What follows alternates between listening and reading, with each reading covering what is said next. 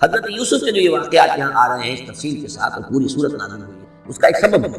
میں نے آپ سے عرض کیا تھا کہ یہ جو آخری دور تھا مکی، آپ کے قیام مکہ کے دور کا زمانے کا، تو اس میں یہ کہ چیزیں پہنچ چکی تھی مدینے میں بھی خبریں، اور مدینے میں اہل کتاب کے یہود کے کان کھڑے ہو گئے تھے۔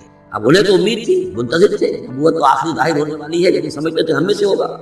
یہاں بات بالکل جو ہے وہ تلپٹ ہو رہی ہے، لہذا وہ اب کچھ نہ کچھ شوشے چھوڑتے رہتے تھے اور انہیں کہتے تھے اپنے پیغامات کے ذریعے سے کہ اچھا تمہارے یہاں سنا کسی نے نبوت کا دعویٰ کیا، اچھا تو اس سے یہ سوال پوچھو کہ یہ ابراہیم تو آباد تھے فلسطین میں، یہ جو یہودی بنی اسرائیل ہے یہ مصر میں کیسے پہنچ گئے؟ جو وہاں سے پھر حضرت موسیٰ ان کو نکال کر لے کر آیا، لیکن کیسے پہنچنے کا سبب کیا تھا، کیا ماجرا تھا؟ یہ اب تاریخ کا ایک سوال تھا جو اس کے جواب میں اللہ تعالیٰ نے صورت نازل کی اور اس قدر خوبصورت انداز میں نازل کی۔ اور میں آپ کو ایک اور بات بھی بتا دوں کہ میرا قرآن مجید کے ساتھ جو معنوی تعارف ہوا ہے پہلی مرتبہ صحیح معنی میں، وہ اسی سورہ یوسف کے حوالے سے، اور سورہ یوسف کی تفہیم القرآن مولانا مودودی 1947 میں میں میٹرک کا امتحان دے چکا تھا، ہمارا رزلٹ بھی آ چکا تھا، لیکن یہ کہ اس کے بعد وہ فسادات کیا قتل عام شروع ہوا مسلمانوں کا مشرقی پنجاب میں، میں حصار میں تھا، تو حصار اس شہر کا نام تھا، لیکن ہم اس میں محصور بھی ہو گئے، تقریباً 1.5 مہینہ ہم نے مورچے بنا لیے اور اپنی حفاظت کرتے رہے۔ اس دوران میں ظاہر بات ہے کرنے کا کوئی اور کام تھا نہیں، تو جو بھی مورچوں پر جن کی ڈیوٹی ہے وہ مورچوں پر کھڑے ہیں، باقی کوئی کام نہیں۔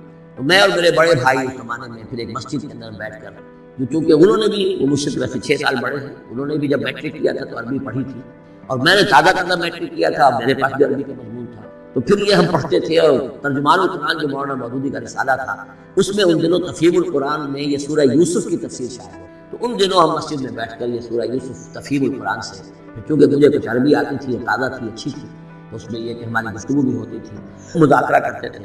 تو اس طریقے سے جو پہلا بیرا، اس سے پہلے بہرحال یہ کہ قرآن ہے، اللہ کا کلام ہے، اللہ کی کتاب ہے، ہمارا اس پر ایمان ہے، کچھ اس کو سمجھنا، کچھ پڑھنا تو تھا، لیکن جو ایک معنوی ایک ربط قائم ہوا، ذہنی رشتہ ہے، قلبی رشتہ، وہ در حقیقت سورہ یوسف اور سورہ یوسف کی بھی وہ تشریح و تعبیر کے جو مولانا مودودی نے تفسیر قرآن کی۔ بسم اللہ الرحمن الرحیم، الف لام را، تلک آیات الکتاب المبین، یہ ایک روشن آیات کی کتاب کی آیات ہیں۔ انا انزلناہ قرآنا عربیا، ہم نے اس کو نازل کیا ہے عربی قرآن بنا کر۔ کس کو نازل کیا؟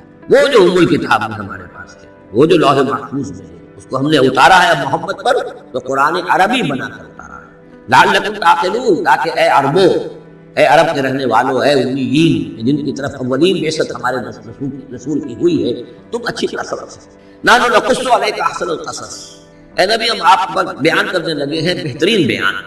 یہ قصص نہیں ہے، قصص ہوتا قاف کے زیر کے ساتھ تو قصے کی جمع ہوتا، یہ بہترین قصہ ہم آپ کو سنا رہے ہیں، نہیں، احسن القصص، قصص جو ہے یہ یہاں پر یہ مصدر ہے، بہترین بیان، ہم آپ کے سامنے بہترین بیان پیش کر رہے ہیں، بما اوحینا الیک ھذا القرآن، اس قرآن کے ساتھ جو ہم نے آپ کی طرف وحی کیا ہے، وَإِن كُنتَ مِن قَبْلِهِ لَمِنَ الْغَافِلِينَ، اور یقیناً آپ اس سے پہلے، اس قرآن میں اس قصے کے آنے سے پہلے، قرآن میں اس بیان کی آمد سے پہلے، وحی سے پہلے آپ یقیناً بالکل ناواقف تھے، غافل تھے، آپ کو کچھ معلوم نہیں تھا کہ یہ حضرت یوسف کیسے وہاں پہنچے اور بنی اسرائیل کیسے پہنچے۔ اس قال یوسف لأبیہ، حضرت یعقوب علیہ السلام کے ایک تو بڑی بیوی تھی، ان سے 10 بیٹے تھے، بڑے تھے، جوان تھے، پھر چھوٹی بیوی تھی، ان سے 2 بیٹے تھے، یوسف بڑے ان میں سے اور بنیامین چھوٹے، 12 بیٹے تھے۔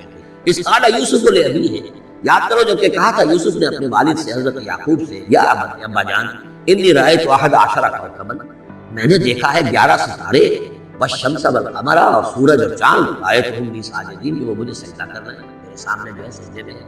قال یا بنی لا تقصص رؤیاک علی اخوتک، حضرت یعقوب علیہ السلام اس بات کو سمجھ لیا، یہ 11 بھائی اور یہ میں ماں باپ، ہمارا خاص معاملہ ہونے والا اس بیٹے کے ساتھ، اور اللہ تعالیٰ اس بیٹے کی خاص فضیلت ظاہر کرنے والا ہے، لہذا فرمایا کہ یہ اپنا بیان لا تقصص رؤیاک علی اخوتک، اپنے بھائیوں کے سامنے بیان نہ کر دینا، فیکیدوا لک کیدا، تو وہ تمہارے خلاف کوئی سازش کریں گے، اس لیے کہ ان میں پھر حسد کی آگ بیٹھے گی، اور وہ سوچیں گے کہ اللہ تعالیٰ نے یہ فضیلت اگر کوئی رکھی تو ہماری بجائے وہ اس یوسف کے لیے رکھی ہے، تو اس سے کہ تمہیں کوئی غضب پہنچ جائے گا۔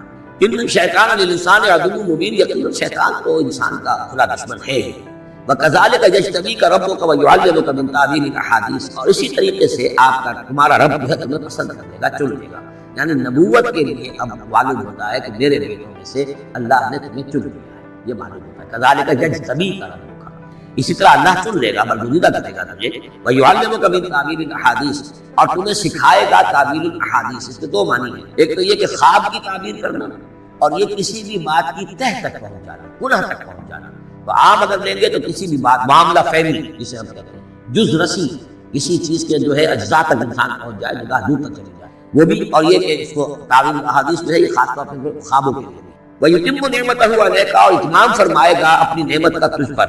وَعَلَىٰ آلِ یعقوب، اور تمام آل یعقوب پر. کما أتمها عَلَىٰ أبویک، جیسے کہ اس نعمت کا اس نے اتمام فرمایا تیرے آبا و اجداد پر. من قبل، پہلے.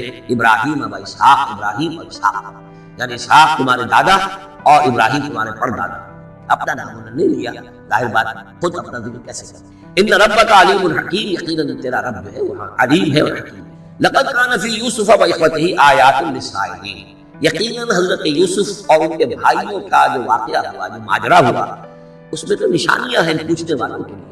یعنی جنہوں نے یہ سوال پوچھوایا ہے اور جو پوچھ رہے ہیں ان سب کے لیے نشانیاں ہیں. اگر اسی قصے کو حقیقت بینی کے ساتھ جو ہے، حقیقت کی نگاہ کے ساتھ اسے دیکھیں اور طلب ہدایت کے لیے اس قصے پر غور کریں جو قرآن پیش کر رہا ہے، تو یہ کہ ان کے لیے تو بہت سی چیزیں جو ہے نکھر کر سامنے آ جائیں گی، حقائق واضح ہو جائیں گے. اذ قالوا لیوسف واخوہ احب الی ابینا منا ونحن عصبہ، جبکہ انہوں نے کہا کہ یوسف اور اس کا بھائی بنیامین احب الی ابینا منا، یہ ہمارے والد کو زیادہ محبوب ہے ہم سے زیادہ محبت ان دونوں سے. ونحن عصبہ، جبکہ ہم ایک بڑی جماعت ہیں، طاقتور، بڑے تھے، جوان تھے، نس تھے.